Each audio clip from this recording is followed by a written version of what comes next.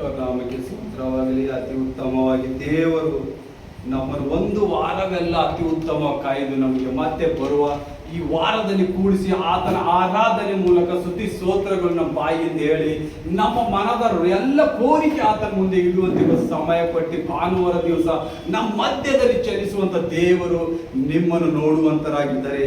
ಅದಕ್ಕಾಗಿ ನಾವು ವಾಕ್ಯ ಭಾಗಕ್ಕೆ ನೋಡುವಾಗ ಇವತ್ತಿನ ವಾಕ್ಯ ದೇವರು ನಮ್ಮನ್ನು ಯಾವ ರೀತಿಯಾಗಿ ಕಾಯಲ್ಪಟ್ಟಿದಂತ ನಾವು ಹಿಂದೆ ವಾಕ್ಯದಲ್ಲಿ ನೋಡಿದ್ದೇವೆ. ಇವತ್ತು ನಾವು ನೋಡುವಂತರಾಗಿದ್ದೇವೆ.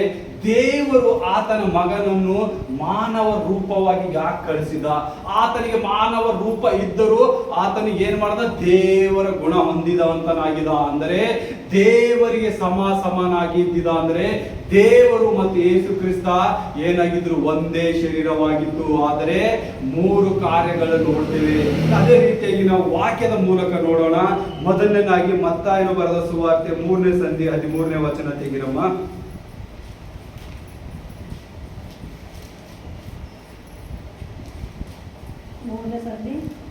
17ನೇ ವಚನ. ಆಗ ಈತನು ಪ್ರಿಯನಾಗಿರುವ ನನ್ನ ಮಗನು ಈತನನ್ನು ನಾನು ಮೆಚ್ಚಿದ್ದೇನೆ ಎಂದು ಆಕಾಶವಾಣಿಯಾಯಿತು. ಈ ಆಕಾಶವಾಣಿ ಮಾಡಿದವರು ಯಾರು? ಯಾರಾದ್ರೂ ಮಾನವರಾಗಿ ಮಾಡಿದ್ರ? ಯಾರ ಮೈ ಕಚ್ಚುವಲ್ಲಿದ್ರ? ಯೇಸು ಕ್ರಿಸ್ತ ಏನ್ ಮಾಡ್ದ? ಸ್ನಾನಿಕನಾದ ಯೋಹನ ಹತ್ರ ಹೋಗಿ ಬ್ಯಾಪ್ಟಿಸಮ್ ತಗೊಳಕ್ ಹೋದ. ದೀಕ್ಷೆ ಸ್ನಾನ ಮಾಡಿಸಿಕೊಳ್ಳಕ್ ಹೋಗ್ತಾನೆ. ಗಲಿಲಾಯಕ್ಕೆ ಹೋದಾಗ ಆತನು ಏನ್ ಮಾಡ್ತಾನ? ಯೋಹನನ ಬಳಿಗೆ ಹೋಗಿ ನನಗೆ ದೀಕ್ಷೆ ಸ್ನಾನ ಮಾಡಿಸು. ಆದ್ರೆ ಯೋಹನನು ಏನ್ ಹೇಳ್ತಾನ?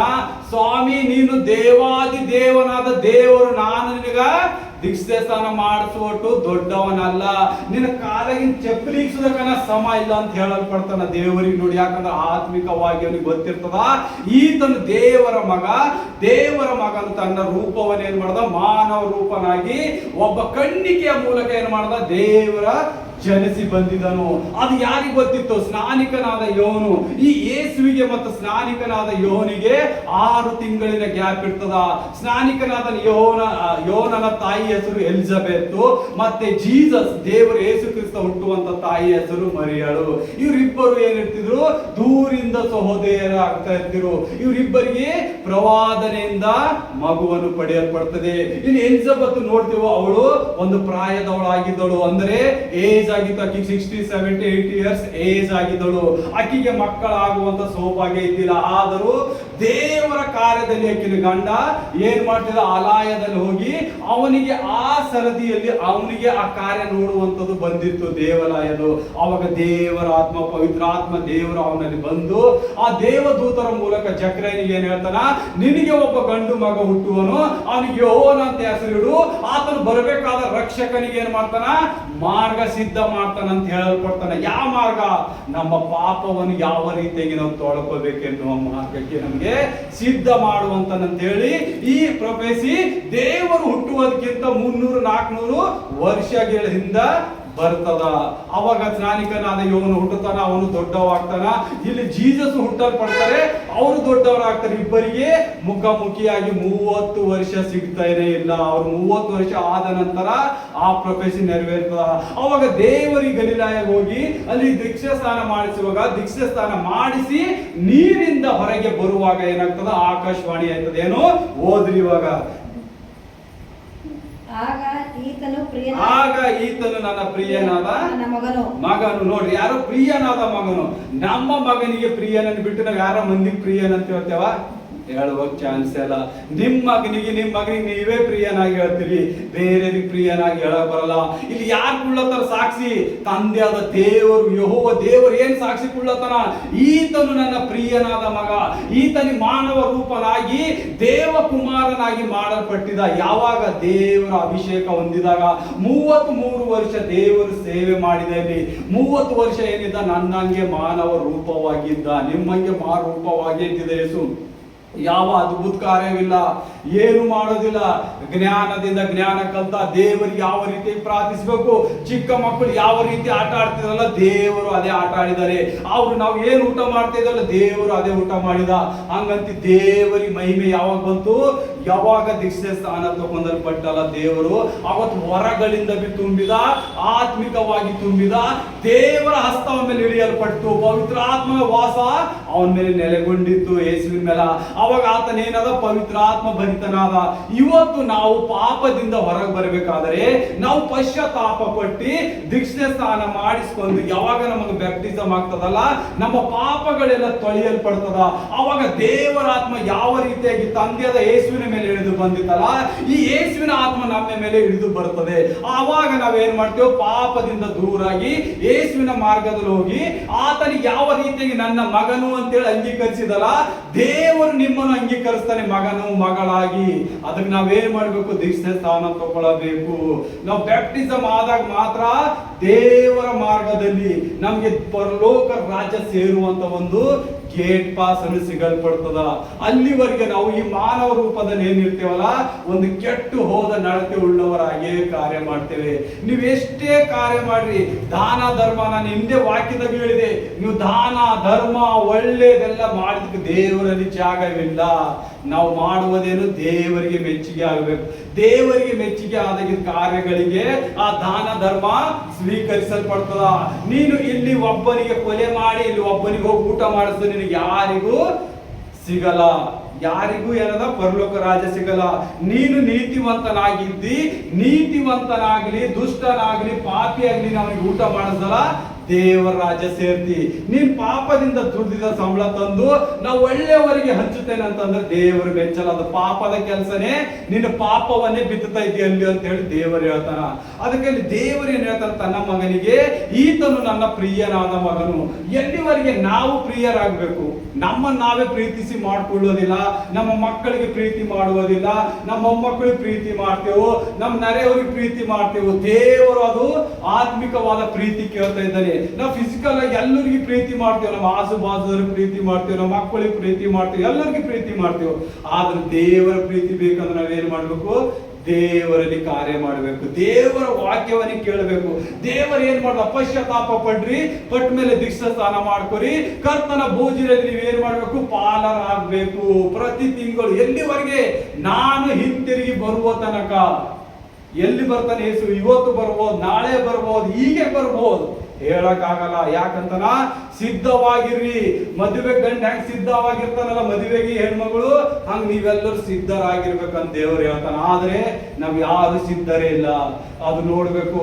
ನಾವು ನೋಡ್ತೇವೆ, ಒಂದು ಅದೇ ಸಾಮ್ಯ ರೂಪದ ದೇವರು 5 ಕನ್ನಿಕೆಯರು ಏನಿರ್ತಾರ, ಬುದ್ಧಿವಂತರು ಇರ್ತಾರ. 5 ಕನ್ಯರು ಏನಿರ್ತಾರ, ಆ ಬುದ್ಧಿವಂತರು ಇರ್ತಾರ.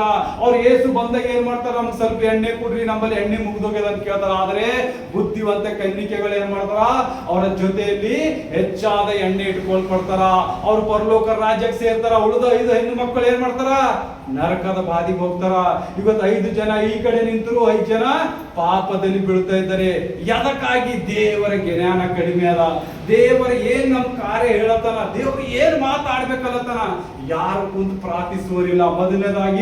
ಮೊದಲನೇ ತಪ್ಪು ನಾವು ಮಾಡುವುದೇ ಪ್ರಾರ್ಥನೆ. ನಾವು ಪ್ರಾರ್ಥನೆಯಲ್ಲಿ ಏನ್ ಮಾಡ್ತೇವೆ, ಹೋಗ್ತೇವೆ, 1-2 ನಿಮಿಷ ಕೂಡ್ತೇವೆ, ಏಸಪ್ಪ ನನಗೆ ಕಾಪಾಡು, ನಮ್ಮ ಮನೆಯವ್ರಿಗೆ ಕಾಪಾಡು, ಎಲ್ಲ ಮಕ್ಕಳಿಗೆ ಕಾಪಾಡು, ಚಂದ ಮಾಡು. ಏಸುವೆ ನೀ ನನಗೆ ಏನ್ ಮಾತಾಡುತ್ತೆ ಅಂತ ಯಾರಿಗೂ ಕೇಳಲೇವು. 2 ನಿಮಿಷ ಕೂಡಲೇವು. 5 ನಿಮಿಷ ಪ್ರಾರ್ಥನೆ ಮಾಡಿದ್ರು, 1 ಗಂಟೆ ಪ್ರಾರ್ಥನೆ ಮಾಡ್ತೀರಾ. ಆದ್ರೆ ಏಸುವೆ ನಿನ್ನ ಹೃದಯದಲ್ಲಿ ಏನದ ನನಗೆ ಹೇಳಿವ ನೋ, ಯಾರಿಗೂ ಕೇಳಲ್ರು. ಈ ಲೋಕದ 99% ಲೋಕ ಏನಾರ ತನ್ನದೇ ಆದ ಹೇಳ್ತಾರ, ದೇವರೇ ನನಗೆ ಅದು ಬೇಕು, ಇದು ರೋಗ ಆಗ್ಯದ, ಅದು ಸಮಸ್ಯೆ ಆಗ್ಯದ, ಇದು ಸಮಸ್ಯೆ ಅದ. ಆದ್ರೆ ಏಸಪ್ಪ ನೀ ಏನ್ ಹೇಳ್ತಿ, ಇವತ್ತ ಮನೆಗೆ ಈ ಸಮಸ್ಯೆ ಬಂದದ, ಇದು ಹೆಂಗ್ ಹೋಯ್ತದ ಅಂತ ಕೇಳೋರು ಯಾರು ಗತಿ ಇಲ್ಲ ದೇವರಿಗೆ. ದೇವರು ಬಂದು ನಮ್ಮ ಸಮ್ಮುಖದಲ್ಲಿ ನಿಂದಿರುವಂತನಾಗಿದ್ದಾನೆ. ನಾವು ಪ್ರಾರ್ಥನೆ ಆರಂಭ ಮಾಡಿದಲ್ಲಿ ಆತನು ಬಂದು ನಿಂದಿರ್ತಾನ. ನೋಡೋರು ಏನ್ ಕೇಳ್ತಾನ, ನನ್ ಜೊತೆ ಮಾತಾಡ್ತಾನ, ನನ್ನ ಮಗ ನನ್ನ ಮಗಳು ನನ್ನ ಜೊತೆ ಮಾತಾಡ್ತಾಳ ಅಂತೇಳಿ ಏನ್ ಮಾಡ್ತಾನ, ದೇವರು ದಾಹ ಪಟ್ಟು ನಿಂದಿರ್ತಾನ ಅಂತ. ಆದ್ರೆ ನಾವೇನ್ ಮಾಡ್ತೀವಿ, ನಮಗೇನ್ ಬೇಕು ಅದೆಲ್ಲ ಕೇಳಿ ಆಮೇನ್ ಅಂತ ಹೇಳಿ ಎದ್ದು ಬರ್ತೀವಿ. ಆ ದೇವ್ರು ಅಂತಾನಂತ, ಓ ಅಣ್ಣ ಇವರಿಗೆ ಮಾತಾಡೋದಿತ್ತೇನೋ, ನಾನ್ ಸರಿ ಮಾತಾಡೋದೇ ಇಷ್ಟ ಇಲ್ಲ ಅಂತ ಹೇಳಿ ದೇವ್ರು ಏನ್ ಮಾಡ್ತಾನ, ಮತ್ತೆ ಹಿಂತಿರುಗಿ ಹೋಗುವಂತರಾಗಿದ್ದಾನೆ. ಮತ್ತೆ ನೀವು ಪ್ರಾರ್ಥನೆ ಮಾಡ್ತೀರಿ, ಅದೇ ಪ್ರಾರ್ಥನೆ ರಿಪೀಟ್ ಮಾಡ್ತೀರಿ. ಅದು ವಾಕ್ಯದಲ್ಲಿ ಏನ್ ಹೇಳ್ತಾನ, ಹುಚ್ಚುಗಳಂತೆ ಏನ್ ಮಾಡ್ರಿ, ಪದೇ ಅಂದಿಂದೆ ಅನ್ಬೇಡ್ರಿ ಪ್ರಾರ್ಥನೆದಾಗ. ನಿಮ್ಗೆ ಏನ್ ಬೇಕು ಏನ್ ಬೇಡ ತಂದಿ ಏನದ ಅಂತ ಎಲ್ಲ ಆಲ್ರೆಡಿ ಖೂನನೇ ಅದ. ಏನ್ ಬೇಕು ಏನ್ ಬೇಡದ ನಿಮ್ಗೆಲ್ಲ ಗೊತ್ತದ ಯೇಸು ಕ್ರಿಸ್ತ. ಆದ್ರೂ ನೀವೇನ್ ಮಾಡ್ತೀರಿ? ಮೂರ್ಖರಂಗ ಪದೇ ಪದೇ ಪದೇ ಕೇಳುತ್ತಾ ಇರ್ತೀರಿ. ಕೇಳಬೇಡ್ರಿ ಅಂತ ದೇವ್ರ ವಾಕ್ಯದಾಗ. ಇವತ್ತು ನಿನಗ್ ಸಮಸ್ಯೆ ಇದ್ರು ನಿನ್ ನೆರೆಯವರಿಗಾಗಿ ಪ್ರಾರ್ಥನೆ ಮಾಡು. ನಿನ್ ಬಳಿ ಏನ್ ಸಮಸ್ಯೆ ಅದ ನಾನ್ ನಿನಗ್ ಬಗೆಹರಿಸ್ತೇನೆ ಅಂತ ಹೇಳ್ತಾನೆ ದೇವರು. ಅದಕ್ಕೆ ಪಾಸ್ಟರ್ಗಳು ಏನ್ ಮಾಡ್ತಾರ? ತನ್ನ ಮನೆ ಕುಟುಂಬಕ್ಕೆ ಒಂದೇ ಒಂದ್ ಜೊತೆ ಪ್ರಾರ್ಥನೆ ಮಾಡ್ತಾರೆ ದಿನ ಎಲ್ಲ ಕುಂತ. ಅಲ್ಲಿಂದ ಏನ್ ಮಾಡ್ತಾರೆ? ಇಡೀ ಲೋಕಕ್ಕಾಗಿ ಪ್ರಾರ್ಥನೆ ಮಾಡ್ತಾ ಕೂಡ್ತಾರೆ. ದೇವರೇ ಎಲ್ಲಿದ್ದೀವಿ? ಏನ್ ಕಾರ್ಯ? ಯಾರಿಗಾಗಿ ಪ್ರಾರ್ಥಿಸಲಿ? ಯಾರಿಗೆ ಸಮಸ್ಯೆ ಅದ ಹೇಳು. ಇಲ್ಲಂದ್ರೆ ಆತನೇ ರಾತ್ರಿ ಯವರಾತ್ರಿ ಎಬ್ಬಿಸ್ತಾನೆ. ಎಬ್ಬಿಸಿ ಅಲ್ಲೊಬ್ಬರಿಗೆ ಕಷ್ಟ ಅದ, ಇಲ್ಲೊಬ್ಬರಿಗೆ ದುಃಖದಾಗ ಅದ, ಇಲ್ಲೊಬ್ಬರಿಗೆ ಏನೋ ಸಮಸ್ಯೆದಾಗ ಬಿದ್ದಾರೆ, ಹೇಳು ಪ್ರಾರ್ಥನೆ ಮಾಡು ಮಾಡು ಅಂತ ಹೇಳಿ ದೇವರು ಪ್ರಾರ್ಥನೆ ಮಾಡ್ತಾನ. ಆ ಪ್ರಾರ್ಥನೆ ಮಾಡಿದಾಗ ದೇವದೂತರಿಗೆ ಏನಾಗ್ತದ? ಅವರಿಗೆ ಜ್ಞಾನ ವಿವೇಕ ಆಗ್ತದ. ಯಾಕಂದ್ರ ಈ ಮಾನವನು ಎದಕ್ಕಾಗಿ ಪ್ರಾರ್ಥಿಸ್ತಾ ಇದ್ದಾನೆ? ಅಲ್ಲಿ ಒಬ್ಬ ವ್ಯಕ್ತಿ ಬಿದ್ದಿದ್ದಾನೆ ಆಕ್ಸಿಡೆಂಟ್ ಆಗಿ. ದೇವದೂತರನ್ನು ಕಳಿಸಲ್ಪಡ್ತಾನೆ ದೇವರು. ಯಾಕಂದ್ರೆ ದೇವದೂತರಿಗೆ ಎಲ್ಲ ಅಪ್ಪಣೆ ಕೊಡಲ್ಪಟ್ಟಿದ್ದಾನ. ಆ ದೇವದೂತರಿಗೆ ಏನ್ ಪುಣ್ಯ ಇರ್ತದ? ವಾಕ್ಯ ಮಾತ್ರ ಪುಣ್ಯ ಇರ್ತದ. ನಾನು ನೀವು ಏನ್ ಮಾತಾಡ್ತೇವೆ ಅದಕ್ಕೆ ಏನು ಸಂಬಂಧ ಇಲ್ಲ ಅವ್ರಿಗೆ. ಈ ವಾಕ್ಯದ ಮೂಲಕ ಏನದ? ಈ ವಾಕ್ಯದ ಮೂಲಕ ಪ್ರಾರ್ಥನೆ ಮೂಲಕ ಮಾತ್ರ ಅವ್ರಿಗೆ ಕೇಳ್ತಾರ. ಈಗ ನಾವಿಲ್ಲಿ ಕುಂತ ಎಷ್ಟೆಲ್ಲ ಮಾತಾಡ್ತೀವಲ್ಲ ಅದೆಲ್ಲ ಬೇಕಾಗಿಲ್ಲ. ಇವತ್ತು ಏನ್ ವಾಕ್ಯ ಹೇಳುತ್ತಿದೀವಿ ಎರೆ ಹೃದಯದಾಗ ಹೋಗ್ಲತ್ತದ, ಎರೆ ಹೃದಯದಾಗ ಹೋಗ್ಬೇಕು ಅಂತ ದೇವರು ಡಿಸೈಡ್ ಮಾಡ್ತಾನ. ಆ ಡಿಸೈಡ್ ಆಗಿದ್ದ ಮಾತುಗಳು ಏನ್ ಮಾಡ್ತಾನ? ದೇವರ ಸೇವಕರ ಬಾಯಿಂದ ಹೊರಗೆ ತರಲ್ಪಡ್ತಾನ. ಅದು ಹೃದಯದೊಳಗೆ ಆರಿಸಿದಾಗ ಅವ್ರಿಗೆ ಏನಾಗ್ತದ? ಹೃದಯದಲ್ಲಿ ಪಶ್ಚಾತ್ತಾಪಗಳಾಗಿ ದೇವರಿಗೆ ಅಂಗೀಕರಿಸ್ತಾರ. ಇವತ್ತು ಆ ಪಾಸ್ಟರ್ಗಳು ಇಷ್ಟೆಲ್ಲ ಕಾರ್ಯ ಮಾಡಿದಾಗ ನಿಮಗೂ ಅದೇ ಅಧಿಕಾರ ದೇವರು ಕೊಟ್ಟಿದ್ದಾನ. ಇವತ್ತು ನಾನು ಹೀಲಿಂಗ್ ಮಾಡ್ತೇನೆ, ಮಿರಿಕಲ್ ಮಾಡ್ತೇನೆ ಅಂದ್ರೆ ನನಗೇನು ದೇವರು ಆಕಾಶದ ಮೇಲಿಂದ ಬಿಡಿಸಿಲ್ಲ ತಂದಿ, ನಾವಿ ನಿನ್ನಂತ ಮಾನವನಾಗಿದ್ದೆ. ನಿಮ್ಮಲ್ಲಿ ಅಧಿಕಾರದ ದೇವರು ಏನಂತನ? ನೀವೆಲ್ಲರನ್ನು ಯಾಜಕರಾಗಿ ಮಾಡಿದೆ. ಯಾಜಕರಂದ್ರೆ ಹಳೆ ಒಡಂಬಡಿಕೆಯಲ್ಲಿ ಈಗಿನ ಪಾಸ್ಟರ್ ಹೆಸರೇ ಹಳೆ ಒಡಂಬಡಿಕೆಯಲ್ಲಿ ಯಾಜಕನಾಗಿದ್ದ. ದೇವರಿಗೆ ಯಾಜಕತ್ವ ಎನ್ನುವ ಪದವನ್ನು ಕೊಡಲ್ಪಟ್ಟಿದ್ದಾರೆ. ಆ ದೇವರಿಗೆ ಏನ್ ಮಾಡಿದ ಯೇಸು ಕ್ರಿಸ್ತ? ನಮಗೆಲ್ಲರೂ ಯಾಜಕ ಎನ್ನುವ ಒಂದು ಪಟ್ಟಿಯನ್ನು ಕೊಟ್ಟನ. ಯಾವುದು? ಇವತ್ತು ನಾ ಟೀಚರ್ ಆಗಿದ್ದೀನೋ, ಪ್ರಿನ್ಸಿಪಲ್ ಆಗಿದ್ದೀನೋ, ದೊಡ್ಡ ದೊಡ್ಡ ಬ್ಯಾಂಕ್ನಾಗ ಕೆಲಸ ಮಾಡ್ತೇನೋ, ಆದ್ರೆ ನಿನ್ ಕೆಲಸ ಮುಗಿಸಿ ದೇವರ ಸುವಾರ್ತೆ ಸಾರು ಅಂತ ಹೇಳಲ್ಪಡ್ತದ ವಾಕ್ಯ. ಯಾರು ಮಾಡಲ್ಲ. ಇವತ್ತು ನಾನು ಕೆಲಸ ಮಾಡ್ದ ಮುಗೀತು, ನಾ ಮನೆಗೆ ಬಂದ ಮನೆ ಕೆಲಸ ಮಾಡ್ದ ಮುಗೀತು. ಆದ್ರೆ ದೇವ್ರ ಏನ್ ಹೇಳ್ತಾನ? ನೀನ್ ಒಬ್ಬ ಆದ್ರೆ ಹೋಗಿ ಒಂದಾರ ಮನುಷ್ಯ ವಾಕ್ಯ ಹೇಳು. ದೇವರ ಸುವಾರ್ತೆ ಯಾರಿಗಾದ್ರೂ ಹೇಳು. ಅಟ್ಲೀಸ್ಟ್ ಏನಿಲ್ಲ ಅಂದ್ರೆ ಯಾರಿಗಾದ್ರೂ ಪ್ರಾರ್ಥನೆ ಆದ್ರೂ ಮಾಡು ಅಂತ ಹೇಳ್ತಾನೆ ದೇವ್ರು. ಮಾಡಲ್ಲ. ನೀವು ಇನ್ನೊಬ್ರಿಗೆ ಮಾಡಿದಾಗ ದುರಾತ್ಮನ ನಿಮಗೆ ಕಾಡಿಸ್ತದ ಅಂತೇಳಿ ಎಷ್ಟೋ ಮಂದಿ ಅಂತಾರ, ಇನ್ನೊಬ್ರಿಗೆ ಜಪ ಮಾಡಿದ್ರೆ ನಮ್ಮ ಮನೆ ಹಾಳಾಯ್ತದ್ರಿ ಅಂತಾರೆ. ಇಲ್ಲ, ಇದು ತಪ್ಪಾದ ಕಲ್ಪನೆ ಅದ. ಪೂರ ಎಟ್ಟು ಝಡ್. ನೀವು ಇನ್ನೊಬ್ಬರಿಗೆ ಮನೆಗೆ ಆಸ್ತಿಯಾಗಿ ನೀವು ಅವ್ರಿಗೆ ಪ್ರಾರ್ಥನೆ ಮಾಡಿದಿರಿ, ಇವ್ರು ರೋಗದಾಗ ಇವ್ರು ಚಿಂತೆದಾಗ ನೀವು ಪ್ರಾರ್ಥನೆ ಮಾಡಿದ್ರಲ್ಲ, ನಿಮ್ ಮನೆಗೆ ಇದ್ದಿನ ಸಮಸ್ಯೆ ದೇವರು ಆಟೋಮೆಟಿಕ್ ಆಗಿ ತೆಗೀರಿ ಅನ್ಪಡ್ತಾನ.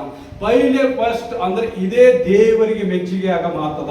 ನಿಮಗ್ ಸಮಸ್ಯೆ ಅದನ್ನ, ನಿಮ್ ಸಮಸ್ಯೆ ಬಿಟ್ಟು ಬೇರೆಯವರಿಗೋಸ್ಕರ ಪ್ರಾರ್ಥನೆ ಮಾಡಬೇಕು. ನೀವು ಬೇರೆಯವರಿಗೆ ಪ್ರಾರ್ಥನೆ ಮಾಡಿದಾಗ ಅಲ್ಲಿ ಏನ್ ಕಾರ್ಯಗಳು ನಡೀತಾವಲ್ಲ, ಇಲ್ಲಿ ನಮ್ಮ ಮನೆಯಲ್ಲಿ ಎಲ್ಲ ಕಾರ್ಯಗಳು ಓಡಲ್ಪಡ್ತಾವ. ಎಷ್ಟೆಲ್ಲ ದುರಾತ್ಮ ಕಟ್ ಹಾಕಿದ್ದಿತ್ತಲ್ಲ ಎಲ್ಲ ಬಿಚ್ಚಲ್ಪಡ್ತಾವ.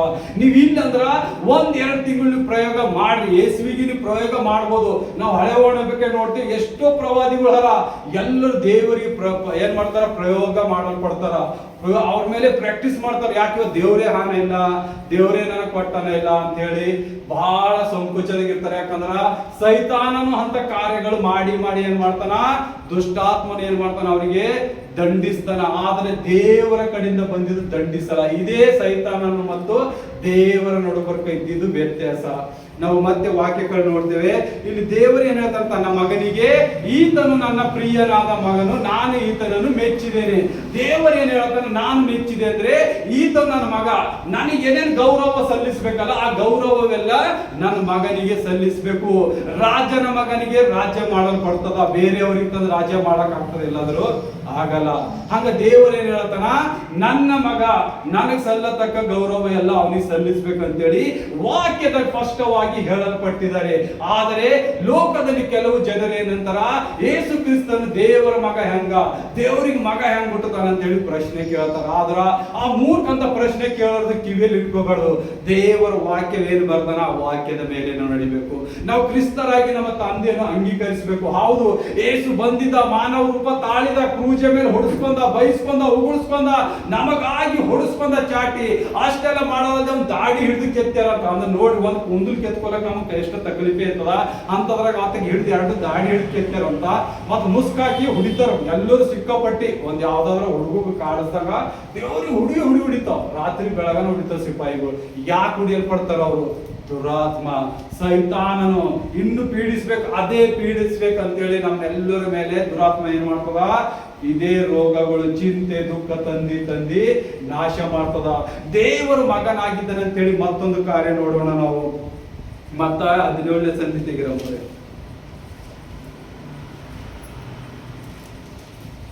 17ನೇ ಸಂಧಿ 8ನೇ ವಚನ. ಮತ್ತಾಯ 7ನೇ ಸಂಧಿ 2ನೇ 17 1:7 2ನೇ ವಚನ. ಅವರ ಕಣ್ಣು ಮುಂದೆ ಆತನ ರೂಪವು ಬೇರೆ ಆಯಿತು. ಆತನ ಮುಖವು ಸೂರ್ಯನ ಹಾಗೆ ಪ್ರಕಾಶಿಸಿತು. ಆತನ ವಸ್ತ್ರವು ಬೆಳಕಿನಂತೆ ಬೆಳ್ಳಗಾದವು. ಇದಲ್ಲದೆ ಮೋಶೆಯು ಎಲಿಯವು ಆತನ ಸಂಗ ಮಾತಾಡುತ್ತಾ ಅವರಿಗೆ ಕಾಣಿಸಿಕೊಂಡರು. ಆಮೇಲೆ ಡೈರೆಕ್ಟ್ 5ನೇ ಹೋದ್ರಂಬರಿ. ಅಲ್ಲೇ 5ನೇ ವಚನ ಕೆಳಗೆ ನೋಡಿ. ಹೀಗೆ ಮಾತಾಡುತ್ತಿರುವಾಗಲೇ ಕೆಳಗೆ ನೋಡ್ರಲ್ಲಿ 17 5 ಹೀಗೆ ಮಾತಾಡುತ್ತಿರುವಾಗಲೇ ಕಾಂತಿಯು ಮೋಡವು ಅದರ ಮೇಲೆ ಕವಿಯಿತ್ತು. ಇದಲ್ಲದೆ ಆ ಮೋಡದೊಳಗಿಂದ ಈತನು ಪ್ರಿಯನಾಗಿರುವ ನನ್ನ ಮಗನು, ಈತನನ್ನು ನಾನು ಮೆಚ್ಚಿದ್ದೇನೆ, ಈತನ ಮಾತನ್ನು ಕೇಳಿರಿ ಎಂಬ ಆಕಾಶವಾಣಿ ಆಯಿತು. ನೋಡ್ರಿ, ಅಲ್ಲಿ ದೇವರು ಏನ್ ಹೇಳ್ದ? ಮೊದಲು ದಿಸ್ಯ ಸ್ನಾನ ಮಾಡ್ಕೊಳತ್ತ, ಈತನ ನನ್ನ ಪ್ರಿಯನಾದ ಮಗನು, ಈತನ ನಾನು ಮೆಚ್ಚಿದ್ದೇನೆ. ಇಲ್ಲಿ ದೇವರು ಏನ್ ಮಾಡ್ತಾ ಇದ್ದಾನ? ಮೋಶೆ ಏನ್ ಮಾಡ್ತಾನ? ದೇವರು ಪೇತ್ರಗ, ಯೋವನಾಗ, ಯಾಕೋಬ ಕರ್ಕೊಂಡು ಏನ್ ಮಾಡ್ತಾನ? ಒಂದು ಗುಡ್ಡದ ಮೇಲೆ ಹೋಗ್ತಾನ. ಹೋದಾಗ ಅಲ್ಲಿ ಪ್ರಕಾಶ ರೂಪವಾಗಿ ಕಾಣಲ್ಪಡ್ತಾನ. ಆತನ ಮಾರಿ ಹೆಂಗಿರ್ತದ? ಸೂರ್ಯನಂತೆ ಮಿಂಚುವಂತದಾಗಿರ್ತದೆ.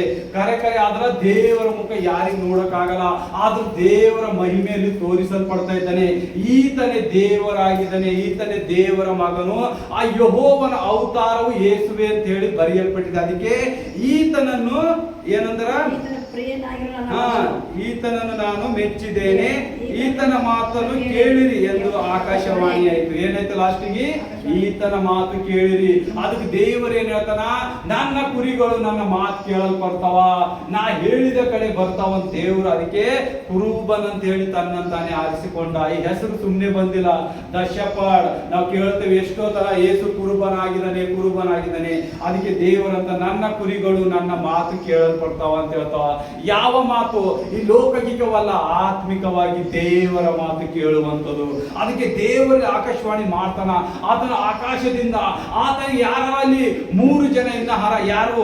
ಪೇತ್ರ, ಯಾಕೋಬ, ಯೋವನ. ಈ ಮೂಗರು ದೇವರ ಯೇಸು ಕ್ರಿಸ್ತನ ಸಂಗಡ ಹೋಗಲ್ಪಡ್ತಾರೆ. ಅವ್ರು ಎಲ್ಲವೂ ನೋಡ್ತಾರೆ. ಯೇಸು ಏನಾದ? ಆತನ ಪ್ರಕಾಶ ರೂಪ ಆದ. ಮತ್ತೆ ಎಲಿಷ ಬಂದ, ಮೋಶ ಬಂದ. ಅವರಿಬ್ಬರು ನೋಡಬರ್ಗ ನಿಂತು ಮಾತಾಡತ್ತ. ಯಾಕೆ ಎಲ್ಲ ಪ್ರೂಫ್ ತೋರಿಸಲ್ಪಡ್ತಾ ಇದ್ದಾರೆ? ಆತ ನಿಜವಾದ ದೇವರು ನಮಗಾಗಿ ಭೂಮಿ ಮೇಲೆ ಬಂದ, ಎಲ್ಲವನ್ನು ಸಹಿಸಿಕೊಂಡ, ಎಲ್ಲವನ್ನು ಕಾರ್ಯ ಮಾಡ್ದ. ಆದ್ರೆ ದೇವರು ಏನ್ ಹೇಳ್ತಾನ? ನನ್ನ ಪ್ರಿಯನಾದ ಮಗನು, ಈತನ ಮಾತು ಕೇಳಿರಿ. ಇವತ್ತು ನಾವು ನೀವು ಯೇಸುವನ್ನು ಅಂಗೀಕರಿಸಿ ಆತನ ಮಾತು ಕೇಳಿದಾಗ ನೀವು ಕೇಳಬಹುದು, ಏಸಪ್ಪ ನಾನು ನಿನಗೆ ದಿನನಿತ್ಯ ಕೇಳತ್ತೆ, ಯಾಕೆ ಕಾರ್ಯ ಆಗ್ಲತ್ತಿಲ್ಲ ಅಂತ ನೀವು ಕೇಳಬಹುದು. ಈ ವಾಕ್ಯದ ಮೂಲಕ ನೀನು ಬರ್ಬೇಕಾದ ಕ್ರಿಸ್ತನಿದ್ದಿ, ನೀನೇ ಬರ್ಬೇಕಾದ ಮಸಿಯನಾಗಿದ್ದಿ. ನೀನು ಇಲ್ಲದೆ ನನಗೆ ಹೆಂಗೆ ಕಷ್ಟ ಬಂತು, ಹೆಂಗ ದುಃಖ ಬಂತು, ನೋವು ಬಂತು, ಚಿಂತೆ ಬಂತು ಕೇಳುವಂತ ನೀವು ಮರೆದೆಯಿಂದ ಕೇಳಬೇಕು. ಕೇಳಿದಾಗ ವಾಕ್ಯದ ಮೂಲಕ ಕೇಳಿದಾಗ ನಿಮ್ಗೆ ಬಿಡುಗಡೆ ಸಿಗ್ತದ. ಸುಮ್ಮನೆ ಪ್ರಾರ್ಥನೆ ಮಾಡಿದ್ರೆ ಪ್ರಾರ್ಥನೆ ಉತ್ತರ ಬರಲ್ಲ. ಎಷ್ಟೋ ಜನರು ಪ್ರಾರ್ಥನೆ ಮಾಡ್ತೀರಿ, ಉತ್ತರ ಬರಲ್ಲ. ನಾ ಇವತ್ತು ಹೇಳ್ತೇನೆ, ಇವತ್ತು ವಾಕ್ಯ ಹಿಡಿದು ಮಾತಾಡಬೇಕು. ವಾಕ್ಯ ಹಿಡಿದು ಕೇಳಿದಾಗ ನಿಮ್ಗೆ ಸಿಗ್ತದ. ಏಸಪ್ಪ ನೀನು ನನಗೆ ಕೊಡ್ಬೇಕಂದ್ ಯಾಕೆ ಕೊಟ್ಟಿಲ್ಲ ಅಂತ ಕೇಳ್ಬೇಕಾದ್ರೆ ವಾಕ್ಯ. ಅದಕ್ಕೆ ಅಂತನ ಸತ್ಯ ವೇದವನ್ನು ಓದಿರಿ, ಸತ್ಯ ವೇದವನ್ನು ಅರ್ಥ ಮಾಡ್ಕೊಳ್ಳಿ. ಅದರಲ್ಲಿ ಏನ್ ಕಾರ್ಯಗಳು ಬರ್ತಿದೆ, ಯಾವುದಕ್ಕಾಗಿ ಹೇಳುದು, ದೇವರು ಎದಕ್ಕಾಗಿ ಬಂದಿದ, ಏನೆಲ್ಲ ಕಲಿಸಿದ, ಆತನು ಮಾನವ ರೂಪವಾಗಿ ದುರಾತ್ಮನಿಂದ ಹೆಂಗ ದೂರ ಇರಬೇಕು, ಪಾಪದಿಂದ ಹೆಂಗ್ ದೂರ ಇರಬೇಕು, ಮೋಸ ಮಾಡುವವರು ಹೆಂಗ್ ದೂರ ಇರಬೇಕು, ಒಬ್ಬ ವ್ಯಭಿಚಾರಿ ಹೆಂಗಸಿಗೆ ಯಾವ ರೀತಿಯಾಗಿ ಕ್ಷಮೆಪಣೆ ಮಾಡ್ಬೇಕು ಎಲ್ಲ ಕಲಿಸಲ್ಪಟ್ಟನ. ರೋಗ ಬಂದವ್ರಿಗೆ ಯಾವ ರೀತಿಯಾಗಿ ಹೀಲ್ ಮಾಡ್ಯಾನ, ಮತ್ತು ರೋಗ ಇಲ್ಲದವ್ರಿಗೆ ಯಾವ ರೀತಿಯಾಗಿ ಪ್ರೋತ್ಸಾಹ ಮಾಡ್ಯಾನ ದೇವರು ಎಲ್ಲ ಬರೆಯಲ್ಪಟ್ಟನ. ಆತರ ಒಂದೊಂದು ಮಾತು ಸತ್ಯವಿಲ್ಲ. ನಾವೇನ್ ಮಾಡ್ತೇವೆ, ಕೇಳಲೇವು. ಸತ್ಯ ವಾಕ್ಯ ಓದಲ್ಲ, ಕೇಳಲ್ಲ, ಅದರ ಮೇಲೆ ನಡೆಯುವಂತ ಶ್ರಮೆ ಇಲ್ಲ. ಇದೇ ಒಬ್ಬ ದ್ವಾರಕೆ ಎಂಬಕ್ಕೆ ಏನ್ ಮಾಡ್ತಾಳ, ಹೂವ ಕಾಡ್ತಿರ್ತಾಳ, ಹೂವ ಕಟ್ಕೋತ ಕೊಡ್ತಾಳ. ಆಕಿಗೆ ಓದ್ಲ ಬರಲ್ಲ, ಬರ್ಲಿಕ್ ಬರಲ್ಲ. ಆಕಿ ಏನಿರ್ತಾಳ ಅಲ್ಲಿ ಕೂಂತಿ ಪೌಲ್ ಏನ್ ಮಾಡ್ತಾನ, ವಾಕ್ಯ ಹೇಳ್ತಾ ಇರ್ತಾನ ರೋಡಲ್ಲಿ ನಿಂತಿ. ಆಕಿ ಅಲ್ಲಿ ಧ್ಯಾನ ಪಟ್ಟು ಕೇಳ್ತಾಳ, ಹೂವ ಕಟ್ಕೋತ ಹಂಗೆ ಹಂಗೆ ಹೂವ ಕಟ್ತಾಳ. ಕೇಳತ್ತಾಗಿ ಅವ ಹೇಳುವುದೆಲ್ಲ ಮಾತು ಗಮನಿಸ್ತಾವ ಒಳಗ. ಆಕಿ ಎಷ್ಟು ವಾಕ್ಯ ಹೇಳತ್ತಾನಲ್ಲ ನಿಂತಲ್ಲಿ ಎಲ್ಲ ಕೇಳಿಸ್ತಾರ. ದೇವರ ಆತ್ಮ ಯೇಸುವಿನ ಆತ್ಮ ಏನ್ ಮಾಡ್ತದ, ಆಕೆ ಹೃದಯ ತೆರೆಯಲ್ಪಡ್ತದ. ತೆರೆದಾಗ ವಾಕ್ಯ ಎಲ್ಲ ಮುಗಿದ್ಮೇಲೆ ಆಕಿ ಹೋಗಿ ಪೇತ್ರಗ ಪೌಲಿಗೆ ಏನ್ ಮಾಡ್ತಾರ, ನಡ್ರಿ ನಮ್ಮ ಮನೆಗೆ ನಡ್ರಿ ಅಂತೇಳಿ ಆ ಮನಿ ಅಲ್ಲದೆ ಆಜು ಬಾಜುದವ್ರೆಲ್ಲ ಏನ್ ಮಾಡ್ತಾರೆ, ರಕ್ಷಣೆ ಹೊಂದುತ್ತಾರಲ್ಲಿ. ಅವರೆಲ್ಲರೂ ದೀಕ್ಷೆ ಸ್ನಾನ ಮಾಡ್ಕೋತಾರೆ. ಅದರಿಂದ ವಾಕ್ಯದ ಮೂಲಕ ದೇವರ ವಾಕ್ಯ ಕೇಳಿದಾಗ ನಾವ್ ಏನಾಗಬೇಕು, ಬದಲಾವಣೆ ಕಾಣ್ಬೇಕು. ನಮ್ಮಲ್ಲಿ ನಾವು ಬದಲಾವಣೆ ಕಾಣಿಲ್ಲ ಅಂದ್ರ ನಾವ್ ಏಸಿಗೆ ಏನ್ ಮಾಡ್ತೇವೆ, ಹೇಸಿಗೆ ಬರ ಕೆಲಸ ಮಾಡ್ತೇವೆ, ದೇವರಿಗೆ ಆ ವಿದ್ಯತೆ ಕೆಲಸ ಮಾಡ್ತೇವೆ. ಆ ಹೆಣ್ಮಗಳು ಅವರ ಮನೆ ಮಂದಿ ಎಲ್ಲ ಏನ್ ಮಾಡ್ತಾರ, ದೀಕ್ಷೆ ಸ್ನಾನ ಮಾಡಿಸ್ಕೋತಾರ, ದೇವರ ಕಾರ್ಯದಲ್ಲಿ ಮುನ್ನಡಿತಾರ, ದೇವರಿಗೆ ಏನೇನ್ ಮರ್ಯಾದೆ ಕೊಡ್ಬೇಕು ಸಲ್ಲಿಸ್ತಾರ. ಆಕಿನ ಮನೆಯಲ್ಲಿ ಏನ್ ಮಾಡ್ತಾರ, ಮೊದಲನೇದಾಗಿ ಆರಾಧನೆ ಮಾಡಲ್ಪಡ್ತಾರ. ನೋಡ್ರಿ ಇಂತ ಸೌಭಾಗ್ಯ. ಈ ಆರಾಧನೆ ಎನ್ನುವ ಪದ ಸುಮ್ಮನೆ ನಾವು ಬಾಯಿಂದ ಚೀರ್ಚಿರಿ ಹಾಡುವುದಿಲ್ಲ. ನಾವ್ ಯಾವಾಗ ಆರಾಧನೆ ಮಾಡ್ತೇವಲ್ಲ, ಪವಿತ್ರ ಆತ್ಮ ದೇವರು ನಮ್ಮ ಮುಖದಲ್ಲಿ ಇಳಿಯುವಂತನಾಗಿದ್ದಾನೆ. ಪವಿತ್ರ ಆತ್ಮ ನಮ್ಮಲ್ಲಿ ಇಳಿದಾಗ ಏನಾಗ್ತದ, ನಿಮ್ಮ ಚಿಂತೆ, ದುಃಖ, ರೋಗಗಳು ಏನಾಗ್ತಾವ, ಓಡಲ್ಪಡ್ತಾವ.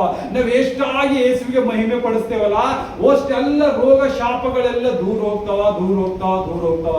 ನೋಡ್ರಿ, ದೇವರು ಏನ್ ಮಾಡ್ದ, ಮಾನವ ರೂಪವಾಗಿ ಇನ್ನೊಂದು ಇವತ್ತು ಹೊಸ ಮಾತು ಹೇಳಲ್ಪಡ್ತೆ.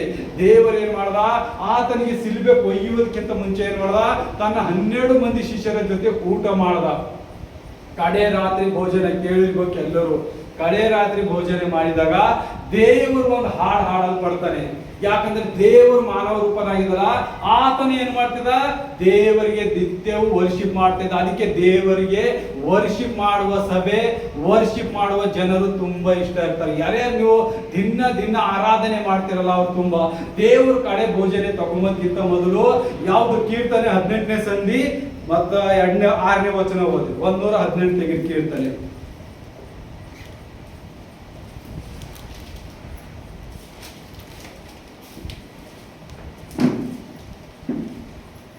ಒಂದೂರ 18ನೇ ಸಂಧಿ 6ನೇ ವಚನ. ಯೆಹೋವನು ನನಗಿದ್ದಾನೆ, ಭಯಪಡೆನು. ಮನುಷ್ಯನು ನನಗೆ ಏನು ಮಾಡಾನು. ಯೆಹೋವನು ನನಗೆ ಇದ್ದಾನೆ, ಆತನೇ ನನಗೆ ಸಹಾಯಕನು. ನೋಡಿ, ದೇವರು ಏನಲ್ಲತಾನೆ, ಯೆಹೋವನು ನನ್ನ ಸಂಗಡ ಇದ್ದಾನೆ. ಇದು ಹಾಡು ವಿಕ್ಟೋರಿ ಸಾಂಗ್, ಅಂದ್ರೆ ಜಯದ ಗೀತೆ ಅಂತೇಳಿ. ಈ ಹಾಡು ದೇವರು ತನ್ನ ಮೇಜಿನ ಮೇಲೆ ಊಟ ಮಾಡೋದಕ್ಕಿಂತ ಮೊದಲು ಲಾಸ್ಟ್ ಹಾಡಿದ ಹಾಡು.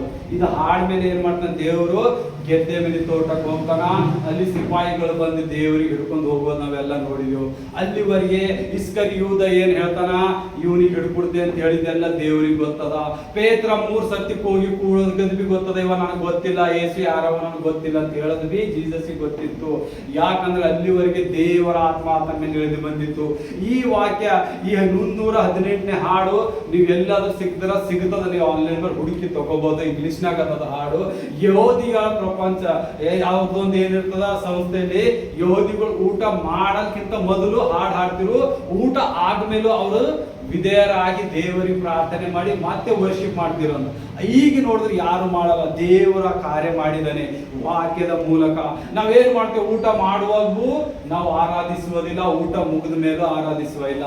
ದೇವರು ಅದಕ್ಕಾಗಿ ಕಲಿಸಿದ್ದಾನೆ.